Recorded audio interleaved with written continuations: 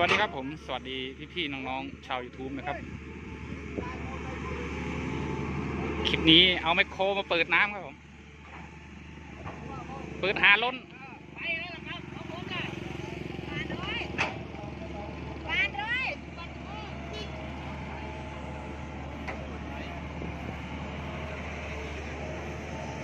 เพราะว่า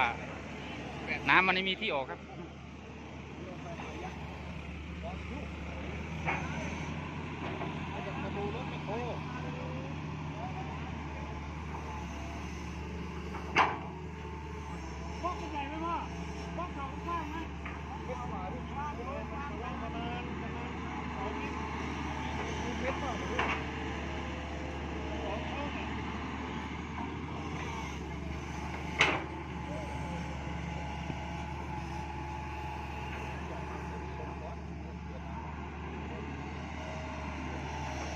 กองเชียร์ก็จะเยอะหน่อยครับ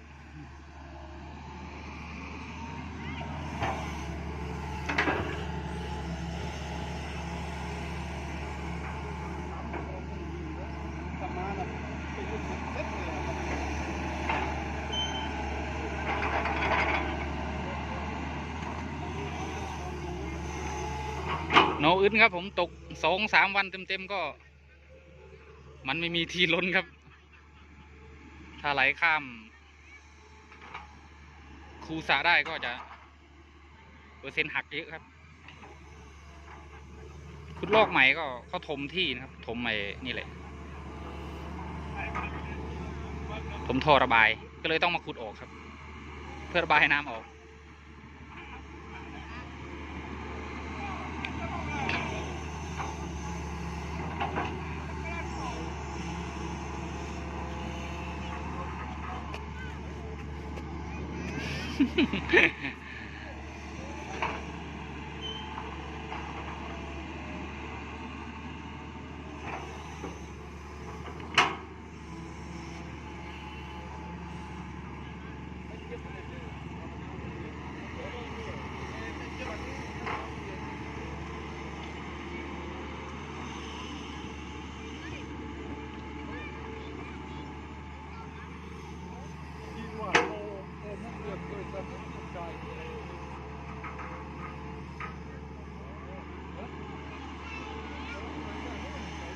ใช้ฮิตาชิครับ200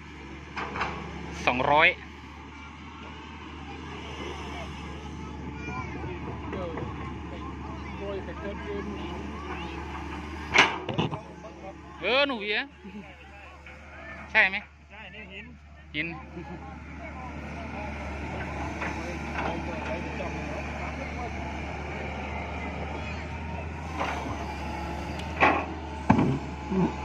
นี่แหละพายน้ำโลดมันเจอแล้วหินพายน้ำโลดมันอ่ะนี่แหละไอ้พายน้ำโลดได้เราเลยหินก่อนเพราะว่าเจอไอ้ตรงนั้นมันแล้วอ๋อตาตะปาเฮยต่ำขนาดนั้นน่าจะต่ำไอ้สี่เหลี่ยมไอ้เห็นน้ำเลย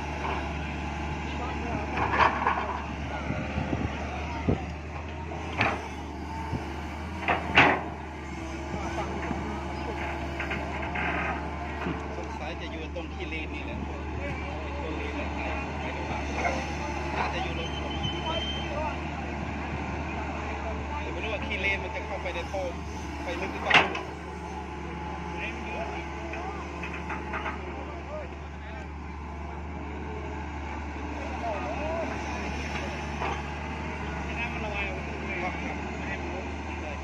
ถ้ามันมามากก็จะพังในตรงที่เราพังผมไม่รู้ว่าที่โดนอะไรที่นี่เลยถ้ามันอยู่ในระดับเก่าอย่างนี้นะมันก็เยอะมากแล้วที่มันไม่ได้ขุดแล้วก็ยังไม่ได้ขุดเราเลยพอใช้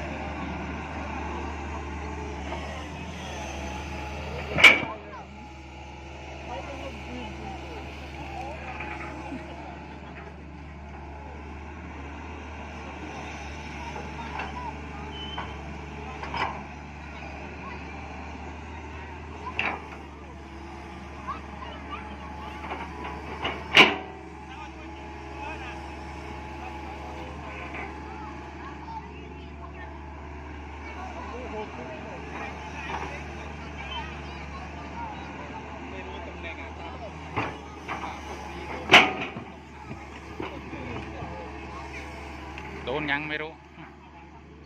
ไม่น่าใช่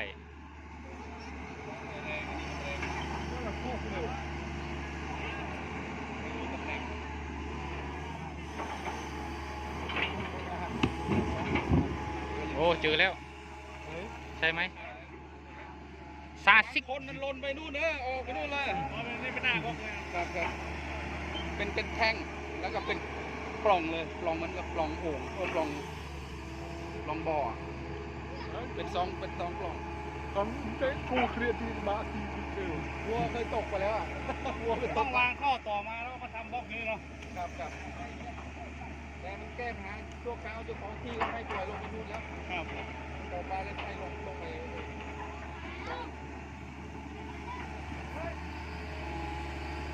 แมคโครเหมือนจะจมครับต้องย้ายที่ใหม่สุดตัวนิดหนึ่งเจอแล้วครับ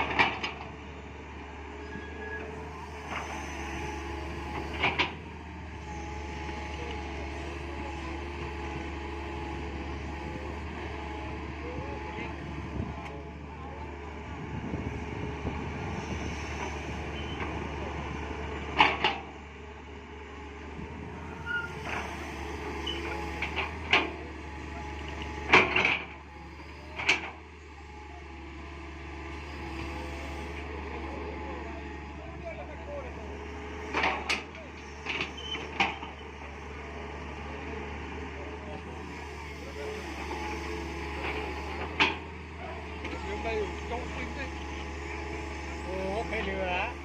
ไอ้ที่มันเป็นไอ้ระบายน้ำเก่าดินมันก็ลงไปแล้วตาไม่ต้องพูดถึงหรอกทำไมตะคู่ยจอบจี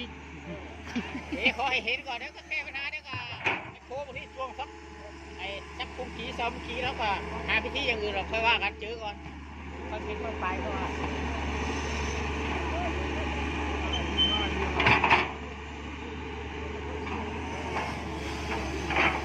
กองเชียร์มาลุ้นเยอะมาก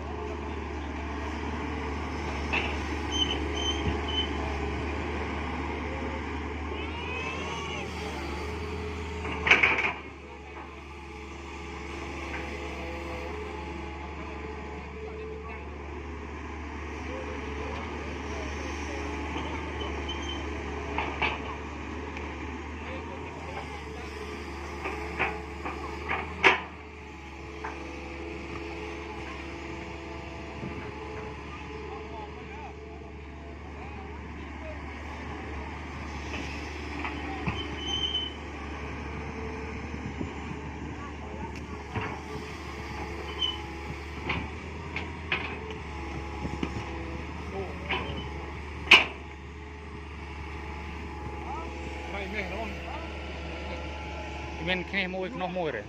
ปีหน้าเล็บหลังเล็บแค่นี้จับเล็บไปนู่นเลย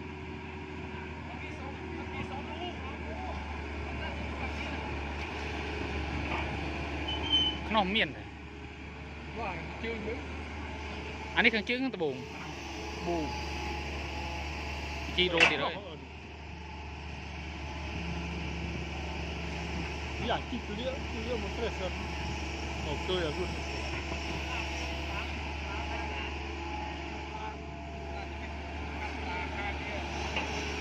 เจอแล้วครับ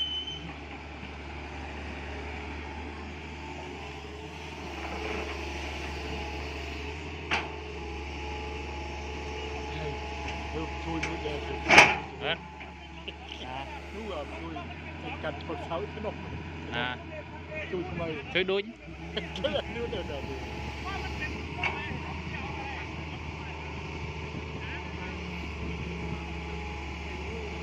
นี่รถเทศบาลหรือtỉnh นี่รถจูยิงมาติจูlà ghi này โอ้เดี๋ยวแหกbắt นี่อะไรนี่จืดอยู่เนี่ยนี่nó trai mùi anh ấy còn chứ không nóจืดpao mục cái này cài cái này thì ra mà mét như ấy đi có van mét khun mét chim nhện là na mà đã muông đã nhện rồi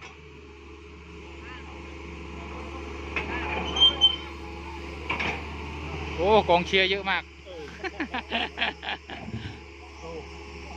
luôn là hôi này luôn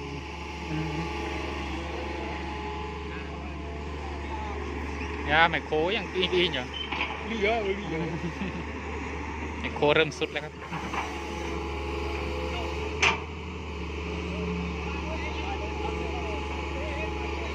อ๋อนัวกันนาแล้ว ไม่รู้ว่าอะไรเนี่ย ว่านัวนุคาง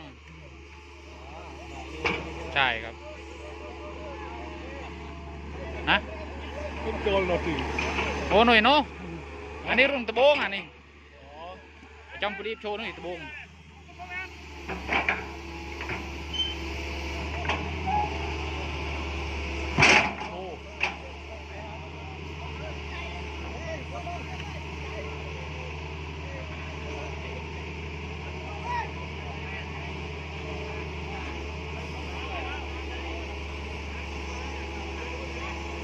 อันนี้ของตะโบงอ่ะนี่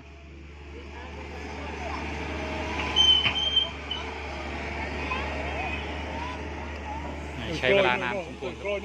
บาทนู่นอันนี้ของตะโบงอ่ะนี่โน่ระเบิดบันโอ้ เรียกอะไรโน่โอ้เนี่ยที่บ้าน บานเอ้ยโอ้ยฮีเอ้ยนี่ฮีเฮ้ย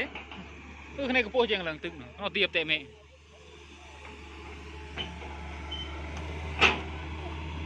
รถแต่รถกิ้งแต่รถหนูเคย cười nhớ ơi tay của thông là biết nha nó kia chơi một cái rồi กูเครียดรู้ nó chơi อยู่บนข้างกู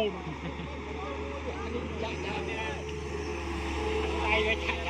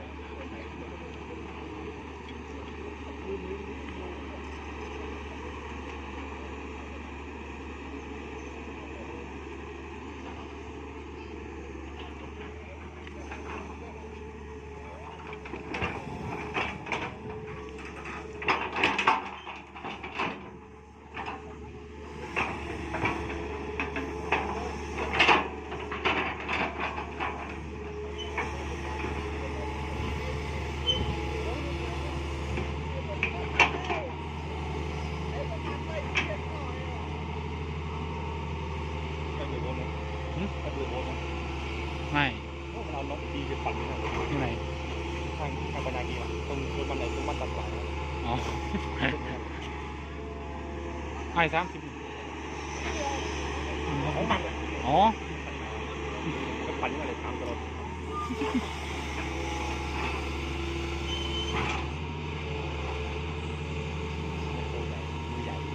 มันใหญ่อะนั่นแหละจะได้120พอดีเลย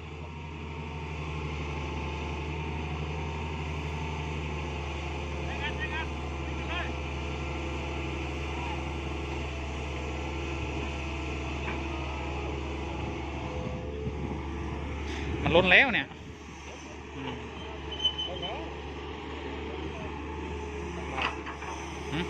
วันนี้คืนนี้มา ทีนี้ มองร้านรถผม พี่ยังไม่เคยเห็นอ่ะเพิ่งเห็นประวัติศาสตร์ช่างฟ้าว่า อย่าไปใกล้นะโต๊ะเลยก็เดิน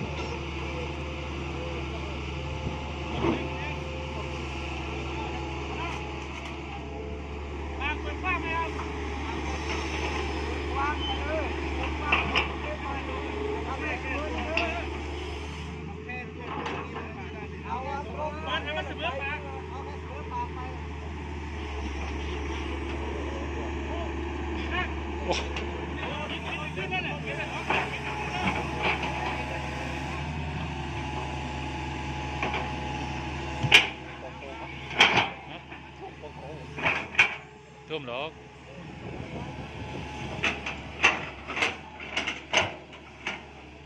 มันมีเยอะมันนิดเดียว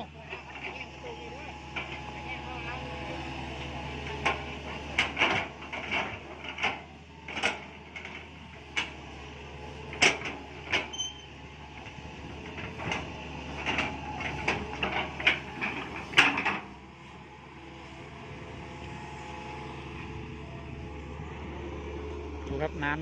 ำ ก็ไม่เยอะหรอกประมาณ50 ไร่ได้มั้งได้มากกว่านี่50 ไร่ประมาณ50-60 ไร่นี่แหละ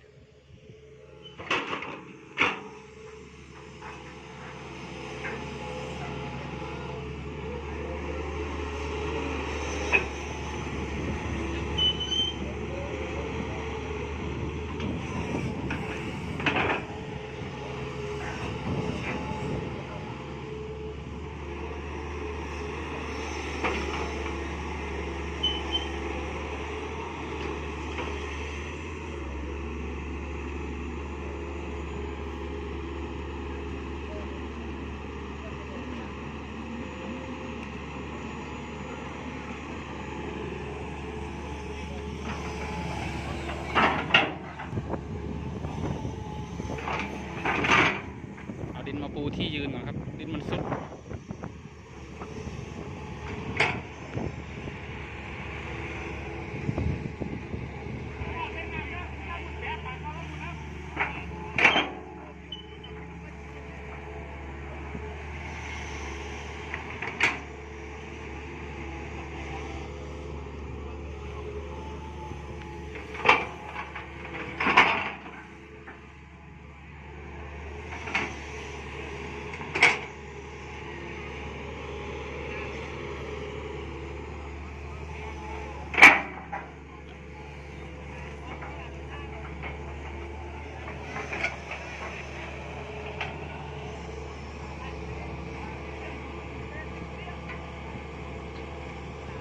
กองเชียร์ก็จะเยอะหน่อยครับ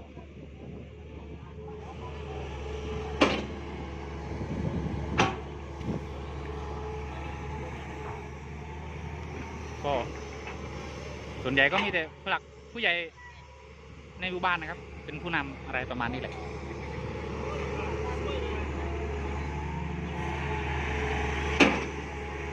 ต้องแก้ไขปัญหาเฉพาะหน้าก่อนครับ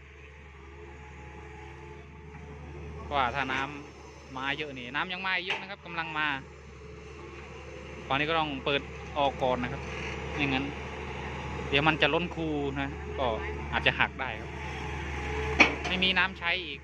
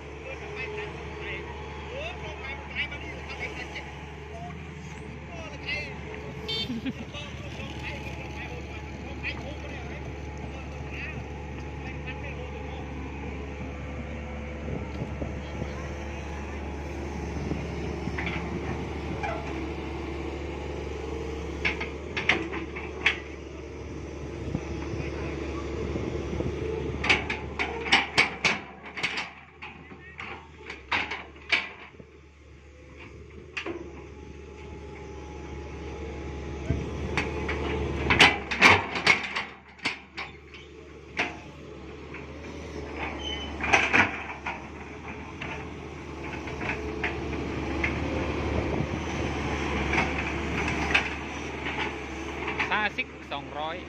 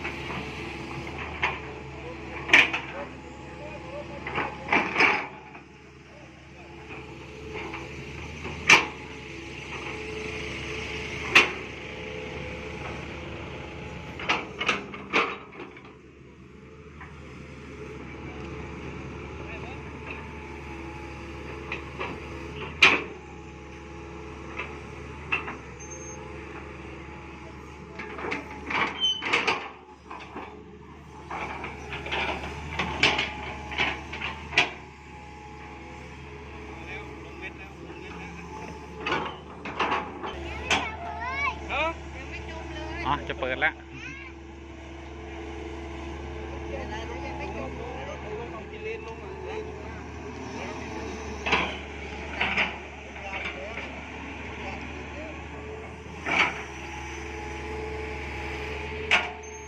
นออื่นก็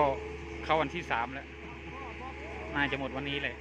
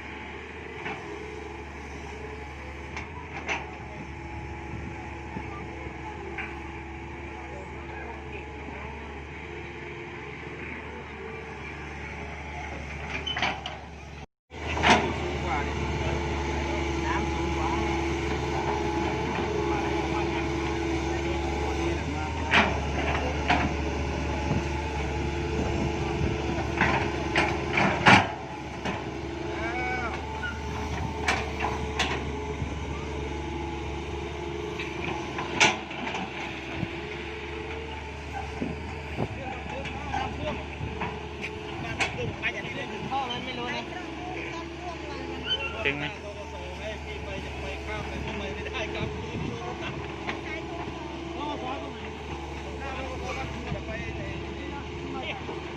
ไปดูปันล้อเด็ดตอนเนี้ยว่าเท่าหนักเลยตอนเนี้ย เพราะ หนักเลยตอนเนี้ย มันไม่เคยท่วมมาหลายปีแล้วนะเป็น10 ปีแล้วนะแถวเส้นน่ะใช่ถนนบ้านกรมประโคนชัยอ่ะ เมื่อวานขี่ไปดูน้ำท่วมรู้ฝั่งนู้นน่ะโอ้ ไม่ใช่เสมอหัวเข่านี่ถึงไหมไม่ถึงแล้วเนาะไม่ถึงหัวเข่าแล้วเนาะไม่เสมอหัวเข่าอะถนนแล้วบนถนนอ่ะไม่ถึงหัวเข่าแล้วเนาะ ปันล้อไม่ถึงเด้อ ไม่ถ้าอยู่บนถนนอ่ะมันถึงหัวเข่าไหมเนาะ น้ำมันแรง ก็50ไม่ขึ้นประมาณนี้แหละมันต่ำกว่านิดนึงยังพอดีเลย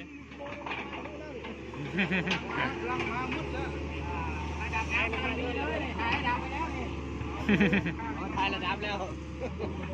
โอเคครับเสร็จเรียบร้อยอ่ะ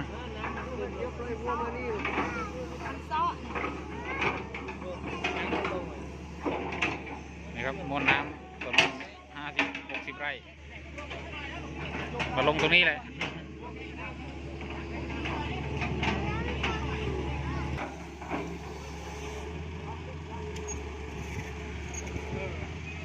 เอาตักน้ำให้ไมโครตักน้ำมาใส่หน่อย ตักให้มันซ้อ ใช่